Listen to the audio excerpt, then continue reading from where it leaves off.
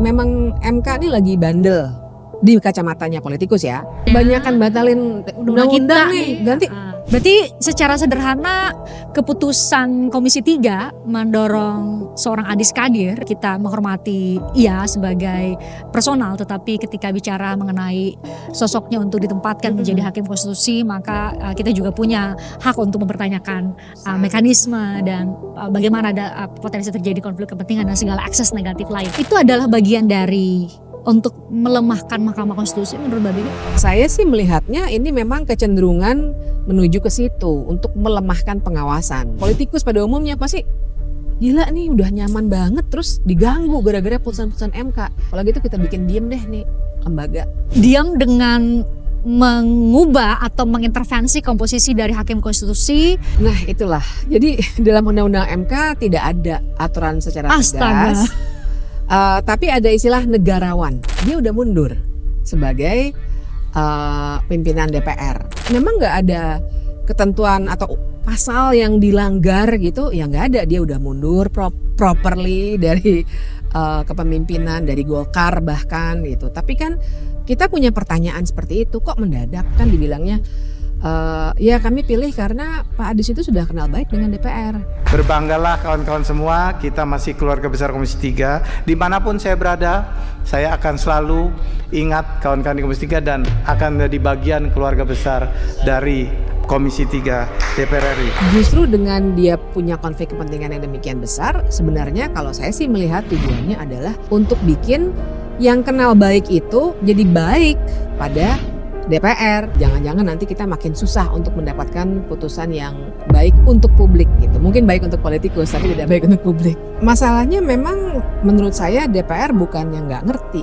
Justru mereka sangat mengerti bahwa mereka bisa memperbaiki maupun merusak desain institusionalnya suatu lembaga melalui undang-undang yang mereka produksi. Makanya dulu Undang-Undang KPK direvisi kan 2019, hancur dah. Menurut saya KPK udah hancur lah kalau kita bandingkan dengan dulu. Soal Bank Sentral, ada juga Wakil Menteri Keuangan yang mengundurkan diri dari keanggotaannya dari Partai Gerindra dan kemudian menjadi Deputi Gubernur Bank Indonesia. Saya setuju kalau ini dibilang fenomena, karena memang menurut saya ini sebuah pola.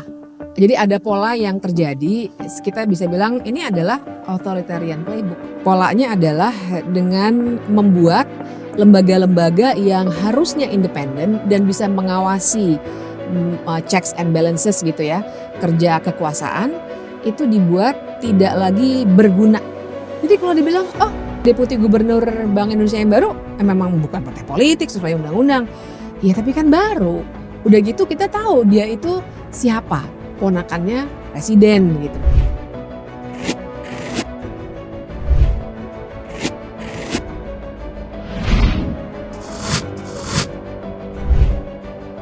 Itu semua orang tahu lah ya. Dan bahkan dia sempat dimagangkan kan, dia ikut rapat Dewan Gubernur Bank Indonesia sebelumnya untuk mengamati, observer gitu. Dan kemudian kita jadi bertanya-tanya, kenapa ya kok kebetulan ada si anggota Dewan Gubernur yang mengundurkan diri. Why? Gitu kan misalnya. Sah dong kita sebagai publik, ini kan lembaga publik, kita memberikan analisis dan penilaian.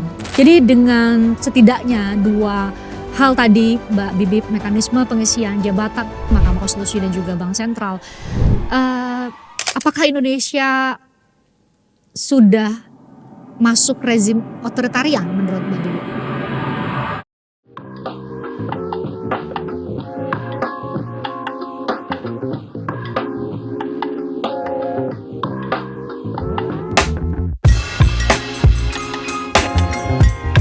Hakim konstitusi dengan latar belakang politisi bakal nambah lagi setelah Komisi 3 sepakat untuk merekomendasikan politisi Partai Golkar, Adis Kadir, untuk bisa menggantikan salah satu hakim konstitusi. Jadi ada dua sekarang ya, selain Arsul Sani dari dulu sebagai politisi Partai Persatuan Pembangunan, sekarang ada politisi Partai Golkar yang katanya sudah akan mundur dari partai, kemudian akan menjadi hakim konstitusi. Apakah melepaskan konflik kepentingan politik itu semudah dengan melepaskan baju partai? Saya sudah bersama dengan pakar hukum tata negara Mbak Bivitri Susanti. Akhirnya nyampe juga ke sini secara offline karena kita banyak sekali diskusi tapi semuanya secara online. Kemarin setelah rapat di Komisi 3, saya langsung forward ke Mbak Bibip gitu. Mbak Bibip, ini nambah nih komposisi hakim dengan latar belakang politisi. Mungkin kita perlu jelaskan kepada penonton, kenapa sih kita pada akhirnya kemudian anti terhadap siapapun dengan figur atau latar belakang politik, apalagi berasal dari partai politik masuk ke kekuasaan yudikatif seperti Mahkamah Konstitusi. Apa masalah besarnya? Ada dua hal prinsip. Pertama tuh yang namanya benturan kepentingan ini prinsipil sekali, bahkan bukan di yudikatif pun prinsipnya adalah tidak boleh ada dari satu jabatan yang punya benturan kepentingan langsung menduduki jabatan berikutnya tanpa jedanya. Biasanya ketentuannya bisa diatur 5 tahun setelah jeda 5 tahun setelah tidak menjabat baru boleh menduduki jabatan yang punya benturan kepentingan dengan jabatan sebelumnya, misalnya begitu. Tapi di Indonesia ini tidak lazim. Kami udah dorong berkali-kali untuk semua lembaga, KPU, Ombudsman dan lain sebagainya. Oke, itu satu.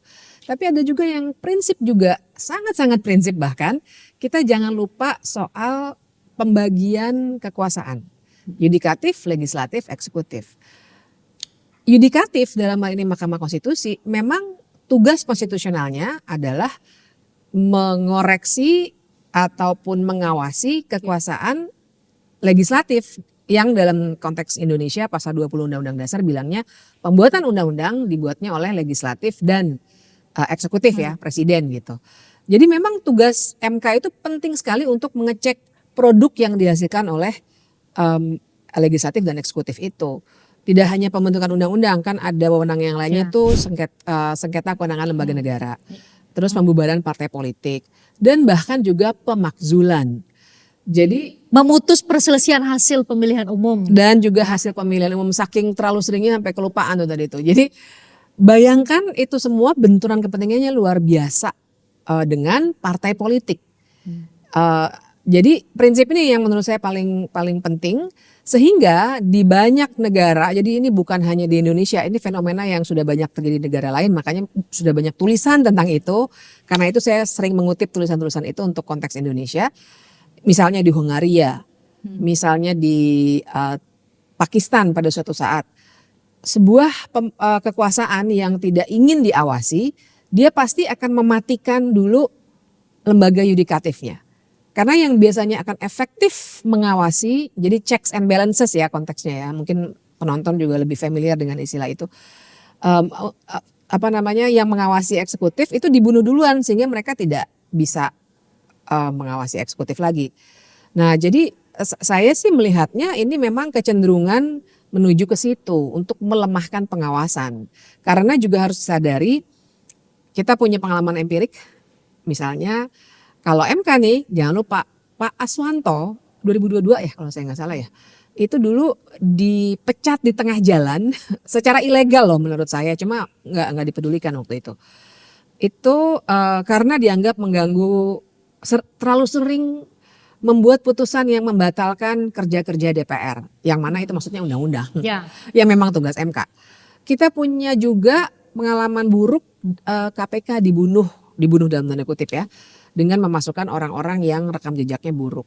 Nah jadi ini yang terjadi sekarang, plus jangan lupa MK kan putusannya akhir-akhir ini sejak skandal Paman Usman yang kita semua udah tahu, udah mulai baik kan.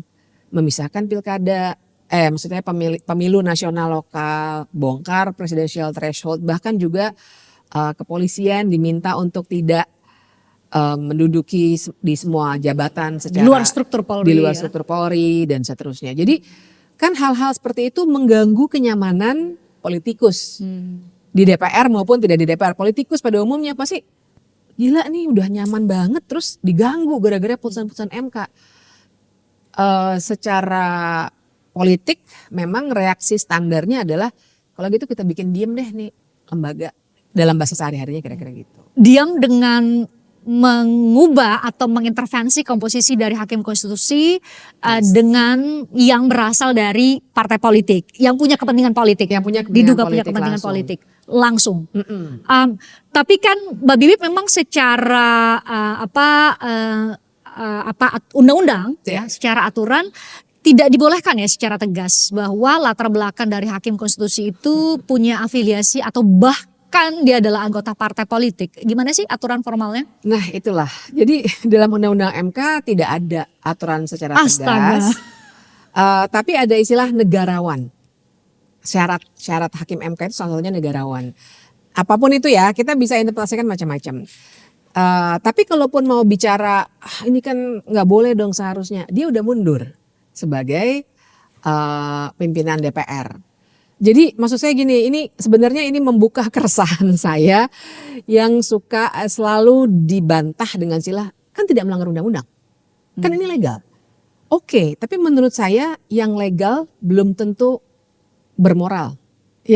Yang legal, apa itu legal anyway? Berdasarkan undang-undang doang. Belum tentu juga proper atau wajar atau bahkan masuk nalar kita gitu. Karena itu tadi memang nggak ada ketentuan atau pasal yang dilanggar gitu, ya nggak ada. Dia udah mundur properly dari kepemimpinan, dari Golkar bahkan gitu. Tapi kan kita punya pertanyaan seperti itu, kok mendadak? Oh ya jangan lupa. Ini juga aneh karena bulan Agustus 2025 Pak Arief Hidayat itu sudah digantikan secara keputusan DPR ya oleh Innocentius Samsul yang dulunya adalah Kepala Badan Keahlian DPR.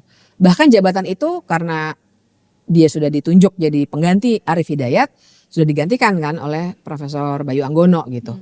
Jadi udah settle nih, kita kira udah settle. Waktu itu ada kritik juga ya karena Pak Innocentius Samsul juga agak aneh karena cuma sendirian di fit and proper testnya. Tapi oke lah dia udah terpilih, total sekarang dianulir begitu rupa. Kan jadi wajar bila kita mempertanyakan oke, ini legal, tapi ini bermoral nggak dalam arti melanggar kepatutan, etika penyelenggara negara dan lain sebagainya. Buat saya ini jelas enggak. Mbak Bibip, kemudian kan saya tadi dan mungkin penonton kita juga bisa lihat bahwa ini bukan politisi pertama yang menduduki posisi sebagai hakim konstitusi. Ada Pak Arsul Sani ketika itu yang juga yang tadi waktu itu juga terbersit di pikiran bahwa ya seperti tadi yang saya sampaikan, apakah segampang dengan saya lepaskan seragam partai ini, kemudian saya lepas dari segala konflik kepentingan yang bisa jadi menimbulkan risiko yuridis maupun risiko politik dalam semua kewenangan yang dimiliki oleh seorang hakim konstitusi. Itu bagaimana Mbak Bibi melihatnya? Dalam sebuah pola pasti ada anomali kan. Nah jadi sejauh ini saya sih berharap ya Pak Arsul Sani konsisten gitu. Tapi menurut saya sejauh ini masih belum ada kasus apapun dan bahkan kalau kita perhatikan dari putusan yang dibuat setelah dia masuk menjadi hakim MK itu yang tadi saya sebut yang baik-baik itu dia ikut dalam rombongan yang baiknya gitu, yang mayoritasnya kira-kira. Tapi jangan lupa ada juga yang unik dilihat sebagai pola, mungkin saja ini terjadi lagi. Dulu ada Pak Patrialis Akbar yang dari partainya PAN dan bahkan pernah menjadi menteri hukum ya waktu itu ya. Jadi hakim MK dan tertangkap OTT, masuk penjara. Sama satu lagi siapa ya yang dari Golkar lagi ya. Saya lupa, tapi 2014 kalau saya tidak salah dia juga kena OTT.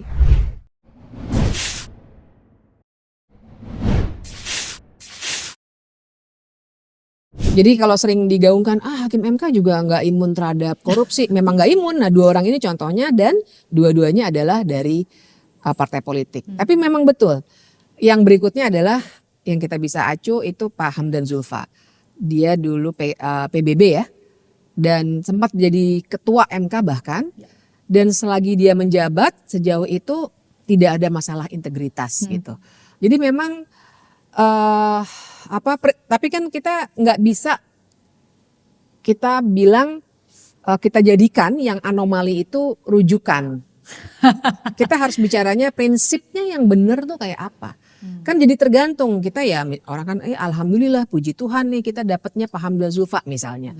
Tapi ada Pak Patrialis Akbar, ada siapa yang tadi kita lupa itu. Artinya kan ada Pak Arsul Sani misal sejauh ini ya bagus juga gitu. Tapi kan itu semua jadi tidak bisa diprediksi. Terlalu banyak yang dipertaruhkan karena sistem yang tidak didesain baik secara prinsip. Nah yang baik secara prinsip itu kan harusnya diperjelas tuh. Jeda 5 tahun misalnya, berapapun tahunnya ya. Kemudian juga rekam jejaknya yang harus diperjelas. Karena kan Pak Adis Kadir ini rekam jejaknya tadi ya unik sekali ya. Pernah bikin pernyataan yang sangat kontroversial pada bulan Agustus dan sebelum-sebelumnya. Soal hitung-hitungan tunjangan anggota Iya, DPR. tadi kita belum bahas ya. Iya, penonton ya. betul. Tunjangan anggota DPR yang 50 juta itu wajar ya. Tapi Mbak Bibip, mekanisme pengisian jabatan hakim konstitusi itu kan berarti diatur di Undang-Undang Mahkamah Konstitusi, betul ya? Undang-Undang Mahkamah Konstitusi. Masalahnya sekarang, undang-undang itu kan tadi Mbak Bibip sudah singgung di awalnya. Undang-undang itu kan dibuat oleh DPR dengan yang isinya partai politik dengan pemerintah gitu ya, pemegang kekuasaan cabang kekuasaan eksekutif. Bagaimana kita bisa berharap, kan masalah Mbak Bibip bilang tadi, ini masalahnya didesain deh, kita rapihkan desainnya. Orang yang mampu atau lembaga yang punya kewenangan untuk memperbaiki desain ketatanegaraan dari Mahkamah Konstitusi sendiri hari ini membuktikan secara telanjang bahwa ya dia melihat pasal demi pasal itu ya hanya sekadar pasal demi pasal, tidak dalam arti bahwa benarkah seseorang itu hilang konflik kepentingannya, dia udah gak cinta lagi sama Golkar, dia mau melepaskan partainya, kepentingan partainya hanya sekadar dengan mengundurkan diri, dengan dikasih kertas bahwa Anda sudah tidak nonaktif. Itu kan sebuah logika yang siapapun mungkin bisa mengerti bahwa tidak semudah itu gitu. Itu bagaimana Mbak Bibi? Iya, masalahnya memang menurut saya DPR bukannya nggak ngerti, justru mereka sangat mengerti bahwa mereka bisa memperbaiki maupun merusak desain institusionalnya suatu lembaga melalui undang-undang yang mereka produksi. Makanya dulu undang-undang KPK direvisi kan 2019, hancur dah. Menurut saya KPK udah hancur lah kalau kita bandingkan dengan dulu. Nah ini undang-undang MK itu sebenarnya dari tahun 2024 udah siap loh. Mau udah direvisi? Tinggal ketok palu. Iya. Udah tinggal ketok palu. Makanya saya pernah nulis juga di salah satu kolom saya untuk kasih alert. Tapi ternyata waktu itu nggak jadi. Mungkin karena kita agak berisik dan waktu itu udah siap-siap pemilu dan seterusnya ganti kepemimpinan. Akhirnya belum diketok palu. Tapi sepanjang yang saya ingat itu tingkat satunya kan undang-undang itu pembahasan tingkat 1, tingkat 2-nya itu tinggal ketok palu. Nah tingkat 1-nya itu udah beres. Dan isinya buruk sekali. Jadi yang dari tadi kita omongin ini negarawan definisinya lebih jelas dan sebagainya itu nggak ada. Yang ada malah dan satu-satunya alasan kenapa Undang-Undang MK mau direvisi lagi waktu itu justru untuk membuat aturan bahwa hakim MK kapanpun bisa dievaluasi oleh lembaga yang menunjuknya dan digantikan. Bisa di-recall ya? Bisa di-recall ya? Oh. Padahal kalau kita lihat prinsip universal yang namanya independence of the judiciary, kemandirian kekuasaan kehakiman, itu nggak boleh. Hakim itu harus punya masa jabatan yang pasti supaya dia bisa memutus secara independen. Makanya kalau di kita yang sekarang nih menurut saya oke lah gitu. Mereka pakai usia pensiun. Di Amerika Serikat seumur hidup kan. Bahkan bisa sampai meninggal ya, seperti Ruth Bader Ginsburg kan sampai meninggal, betul tuh literally. Jadi memang harus ada fixed tenure atau masa jabatan yang pasti nggak bisa diancam dipecat, nggak kayak kita loh bisa dievaluasi gitu kan setiap tahun sekali. Kalau hakim memang nggak boleh. Karena mereka harus independen, jadi mereka nggak takut untuk memutus gitu. Nah itu justru yang mau diganti di Undang-Undang MK ini. Artinya udah kayak HRD dong anggota DPR ya. Bisa kalau misalnya menurut mereka ada seorang hakim konstitusi yang menurut mereka nih agak-agak keluar jalur untuk putusan-putusannya. Kebanyakan batalin undang-undang nih ganti. Itu bisa justru didesain untuk seperti itu. Akan didesain untuk bisa seperti itu. Kalau undang-undang ini nanti jadi diketok. Jadi ya seperti kasusnya Hakim Aswanto. Kan kita sempat bilang ya diaswantokan. Nah jadi nanti akan banyak tuh peristiwa diaswantokan itu. Nah mungkin biar penonton juga paham kan 3 yang milih ya. 3 orang dari DPR, 3 dari pemerintah, 3 dari Mahkamah Agung gitu. Jadi itulah yang sekarang sedang diupayakan. Karena kita bisa lihat memang MK ini lagi bandel. Di kacamatanya politikus ya. Kalau buat kita kan saya sih happy ya. Perapihan pendidikan gratis, ya kan? Terus bagus-bagus loh akhir-akhir ini, terus yang kebebasan berpendapat dan seterusnya. Terus dan itu mengganggu kekuasaan kan. Ada pihak-pihak yang tidak nyaman dengan putusan Mahkamah Konstitusi hari-hari ini dan berusaha untuk diganggu. Berarti secara sederhana keputusan Komisi 3 mendorong seorang Adis Kadir dengan kita menghormati ia sebagai personal, tetapi ketika bicara mengenai sosoknya untuk ditempatkan menjadi hakim konstitusi, maka kita juga punya hak untuk mempertanyakan mekanisme dan bagaimana ada potensi terjadi konflik kepentingan dan segala akses negatif lain. Itu adalah bagian dari untuk melemahkan Mahkamah Konstitusi menurut Mbak Bibi? Menurut saya sih iya, untuk melemahkan. Bahkan dari narasinya kalau kita baca berita kan dibilangnya ya kami pilih karena Pak Adis itu sudah kenal baik dengan DPR. Ada pernyataan-pernyataan seperti itu. Kenapa harus kenal baik? Ya karena dia anggota DPR, pimpinan lagi. Nah, jadi artinya itu dijadikan alasan bahwa kami memang secara personal, kami itu saya anggota DPR ya, secara personal dengan senang hati memilih dia karena kami kenal baik, dia wakil ketua DPR kan pada suatu ketika.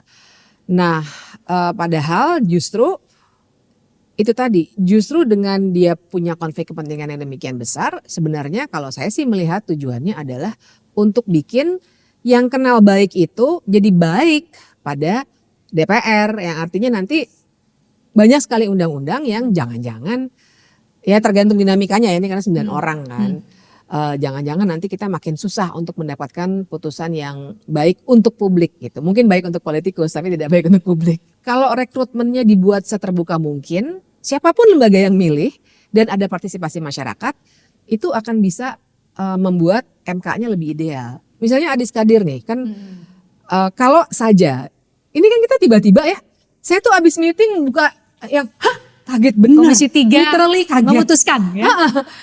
Bayangkan kalau dia terbuka, kita nih saya pasti akan bilang, jangan lupa MK tuh harus punya legitimasi kuat gitu. Kalau orang yang diolok-olok netizen secara luar biasa pada bulan Agustus September jadi hakim, parah loh buat MK. Pasti saya akan kasih masukan, tapi kan nggak ada kesempatan itu. Waktu itu sangat sempit gitu, pengumumannya langsung disepakati, seluruh fraksi menyetujui. Ya? Jadi itu loh yang saya maksud dengan kalau ada transparansi dan partisipasi publik, kita dapatlah minimal kandidat terbaik gitu. Walaupun kalau udah terpilih ya kita nggak tahu, orang bisa berubah ya integritasnya ya. Tapi kan rekrutmen itu filter yang paling penting. Mbak Bibi mendorong ada mekanisme yang jauh lebih terbuka, melibatkan lebih banyak orang lagi, setidak-tidaknya para akademisi atau kelompok-kelompok yang terkait untuk bisa menguji dari 3 cabang kekuasaan ini gitu. Iya. Tiga-tiganya. Harusnya itu yang jadi model. Ada proses terbuka, transparan, bisa ditanya-tanya, kemudian partisipasi dalam arti kalau memang pada suatu hari ada orang yang punya pengalaman buruk dengan si calon, terus bisa ngasih tahu, wah ini dulu dia pernah korupsi nih, atau terima suap misalnya, kan harusnya proses itu dibuka. Itu harusnya jadi template untuk tiga-tiganya, di DPR, di MA maupun di pemerintah. Oke, jadi kita coba catat satu-satu ya. Jadi pola rekrutmennya melibatkan publik dengan proses yang sangat transparan. Kemudian tadi ada poinnya dari Mbak Bibi juga bahwa mereka seharusnya ada kepastian soal masa jabatannya ya. Karena kan kekhawatirannya adalah dia jangan-jangan sewaktu-waktu bisa di recall gitu ya, atau diberhentikan oleh mereka atau cabang kekuasaan yang mengantarkan dia ke kursi posisi sebagai hakim konstitusi. Mbak Bibi, fenomena, saya nyebutnya fenomena ya kayaknya. Apa istilah yang paling tepat ya? Karena ini kali kedua ini bank sentral, soal bank sentral. Ada juga wakil menteri keuangan yang mengundurkan diri dari keanggotaannya dari Partai Gerindra dan kemudian menjadi deputi gubernur Bank Indonesia, yang seharusnya kita tahu Bank Indonesia itu adalah bank sentral yang harus independen, terlepas juga dari konflik kepentingan dengan termasuk juga kepentingan politik. Tapi secara terbuka mengundurkan diri, melepaskan jubah partai dan kemudian terpilih menjadi deputi gubernur Bank Indonesia. Apa yang sedang terjadi ya Mbak Bibi? Saya setuju kalau ini dibilang fenomena. Karena memang menurut saya ini sebuah pola. Jadi ada pola yang terjadi, kita bisa bilang ini adalah authoritarian playbook. Jadi polanya adalah dengan membuat lembaga-lembaga yang harusnya independen dan bisa mengawasi checks and balances gitu ya, kerja kekuasaan itu dibuat tidak lagi berguna dalam arti dia tidak effectively independent gitu. Ada lembaganya. Lembaganya tetap ada tentu saja, tapi sebenarnya dia sudah tidak lagi independen karena sudah dikooptasi oleh kekuasaan. Ini memang pola authoritarian playbook. Jadi kalau misalnya kita baca literatur, bahkan kalau yang politik ya, kita bisa lihat misalnya, saya suka pakai istilah Indonesia ini udah bukan demokrasi. Kita ini sudah competitive authoritarianism. Itu kalau baca literaturnya Levitsky dan Way, intinya dia bilang yang namanya competitive authoritarianism itu sebenarnya udah otoriter karakternya. Dalam arti otoriter itu kan kita harus padankannya otoriter demokrasi. Demokrasi itu kan pada akhirnya adalah soal bagaimana para pemimpin itu punya akuntabilitas terhadap warga yang dia wakili. Nah kalau akuntabilitasnya udah hilang, lawannya adalah dia otoritarianisme. Ya gitu, nggak usah pakai yang kalau otoritarianisme pasti membunuh orang, nggak gitu juga. Yang penting kalau udah nggak ada akuntabilitas maka dia udah bukan demokrasi. Nah tapi kita tuh masih dibilang kompetitif karena persaingan di antara para lembaga-lembaga negara dan politikus masih ada. Tapi persaingannya bukan buat kepentingan publik, buat mereka berebutan economic resources. Satu, dan yang kedua juga buat tetap menunjukkan bahwa Indonesia masih demokrasi loh. Ini DPR-nya masih memproduksi undang-undang kok. Tapi kan ya produksi undang-undangnya kayak apa karakternya? Kalau kita lihat undang-undang TNI dan seterusnya. Nah jadi kecenderungannya memang secara politik itu yang bisa dibaca. Kita juga bisa baca democratic backsliding. Bahkan kalau How Democracies Die itu kan ngetop sekali ya, penonton pasti pernah denger gitu kalaupun belum baca. Dikatakan memang cara utama dari negara-negara yang otoriter, mereka akan membunuh demokrasi dengan membunuh lembaga-lembaga yang bisa mengawasi mereka. Nah kalau dalam hukum, ini karena kajian saya, ada istilah autocratic legalism. Jadi autokratik tadi ya, nggak bisa diawasi, tapi semuanya dilakukan secara legal. Jadi makanya saya suka terganggu ya sebagai orang hukum. Gak ada undang-undang yang ditabrak gitu ya? Gak ada yang ditabrak. Jadi kalau dibilang, memang Deputi Gubernur Bank Indonesia yang baru memang bukan partai politik sesuai undang-undang. Ya tapi kan baru. Udah gitu kita tahu dia itu siapa, ponakannya presiden gitu. Itu semua orang tahu lah ya. Dan bahkan dia sempat dimagangkan kan, dia ikut rapat Dewan Gubernur Bank Indonesia sebelumnya untuk mengamati, observer gitu. Dan kemudian kita jadi bertanya-tanya, kenapa ya kok kebetulan ada si anggota Dewan Gubernur yang mengundurkan diri? Why? Gitu kan misalnya. Sah dong, kita sebagai publik, ini kan lembaga publik, kita memberikan analisis dan penilaian gitu. Jadi cocok logi gitu, jangan-jangan memang sudah dipersiapkan termasuk timeline untuk mengundurkan diri kapan dari partai dan kemudian pencalonannya juga sudah dipersiapkan. Jadi dengan setidaknya dua hal tadi Mbak Bibip, mekanisme pengisian jabatan untuk dua lembaga yang kita bahas pada hari ini, Mahkamah Konstitusi dan juga Bank Sentral. Apakah Indonesia sudah masuk rezim otoritarian menurut Mbak Bibip? Menurut saya sih sudah masuk. Dengan yang saya maksud otoritarian tuh begitu ya. Jadi jangan bedakan otoritarianisme dengan fasisme misalnya. Walaupun kalau menurut saya ini udah menuju fasisme juga ya. Tapi anyway, menurut saya memang sudah bukan demokrasi. Karena kalau demokrasi itu pada akhirnya harus soal akuntabilitas pada si warga yang diwakili, mereka dikasih amanah gitu, dibayar bahkan gajinya oleh kita kan. Artinya dia harus bisa dicek, dan artinya yang ngecek itu kan warga nggak mungkin teriak-teriak di media sosial atau bahkan di jalanan terus-terusan. Makanya demokrasi membuatkan saluran. Salurannya namanya Mahkamah Konstitusi, namanya KPK, namanya Bank Indonesia dalam konteks moneter gitu. Nah kalau mereka semua udah dibuat lumpuh, nggak berfungsi mengawasi lagi, ya udah nggak ada cek. Nah menurut saya itu udah bukan demokrasi, udah otoritarianisme. Saya mau coba tarik jauh lebih lebar lagi kacamata kita melihat Mbak Bibip ini sebagai pertanyaan terakhir untuk sesi yang ini. Kemarin kan sempat muncul wacana pilkada oleh DPRD gitu ya, tapi belakangan memang dianulir, nggak jadi masuk di tahun ini karena ada resistensi termasuk oleh Mbak Bibip dan kelompok aktivis dan pegiat hukum lain. Apa yang gini kan ketika dengar beritanya itu, wah nih gimana kita mau ngarepin ke siapa lembaga mana lagi ya buat memperbaiki ya Iya. undang-undang kita kalau ada yang salah-salah dengan undang-undang yang diproduksi oleh eksekutif maupun bersama-sama dengan legislatif. Kalau Mbak Bibi membayangkan kok eksesnya apa yang paling berbahaya ketika bank sentral diisi oleh mereka yang tidak netral secara politik, cabang kekuasaan yudikatif yang selama ini menjadi tumpuan harapan para aktivis, pengacara publik ya, kalau ada apa-apa larinya ke MK melakukan uji materi undang-undang dan banyak hal lain yang dimiliki kewenangannya oleh MK. Akses paling berbahaya apa yang akan terjadi ketika akumulasi dari semua itu terus terjadi? Ya pada akhirnya akan berdampak pada kehidupan kita sehari-hari loh. Jadi begini, memang putusan MK begitu misalnya ya, katakanlah yang soal pendidikan gratis. Saya coba cari contoh kasusnya yang punya dampak langsung nih, nggak usah ngomongin orang hukum gitu ya, tapi rakyat biasa pun. Pendidikan gratis itu kita idam-idamkan dan berkualitas ya, by the way, tidak hanya gratis. MK sudah bikin putusan kayak gitu. Dan sekarang kan toh pemerintah nggak mau menjalankan, malah uangnya dipakai untuk MBG. Nah tapi kan at least ini ada counter naratif, bahkan putusan bukan hanya naratif seperti kita. Putusan yang kuat secara hukum yang sebenarnya harusnya memaksa pemerintah untuk bikin pendidikan gratis. Nah bayangkan bahkan yang mungkin sekarang tidak dijalankan pun, tapi suara yang berbeda itu jadi nggak ada.